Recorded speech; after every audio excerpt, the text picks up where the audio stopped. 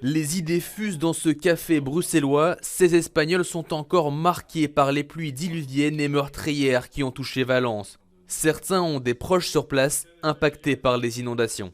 J'ai des amitiés qui habitent dans la petite ville, par exemple, de Benetússer, qui se trouve juste au sud de la ville de Valencia, qui était touchée par là. Et, heureusement, ils sont bien, mais voilà, ils ont perdu beaucoup de choses.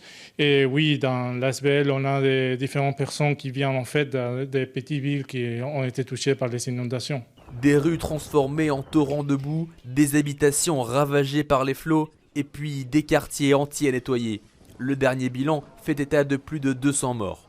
Depuis Bruxelles, les Valenciens se sont sentis impuissants à la vue de ces images. La première chose, c'était me mettre en contact avec ma famille, mes amis, et vérifier que tous étaient bien. Et voilà. Et après, malheureusement, je ne peux pas arrêter de regarder des nouvelles, la télé, de là-bas, pour continuer à m'informer. Après le choc et l'émotion, la solidarité est en marche. La SBL organise d'habitude des activités pour les Valenciens à Bruxelles. Aujourd'hui, ce sont leurs concitoyens sinistrés qu'ils veulent soutenir. On commençait à parler dans notre groupe de WhatsApp et on commençait à discuter et de dire voilà, il faut faire quelque chose parce qu'on se trouve loin.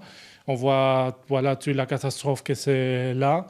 Donc, on commençait à parler et voilà, on décidait de faire une campagne de collecte de dons pour faire une action, pour envoyer des lettres sur place.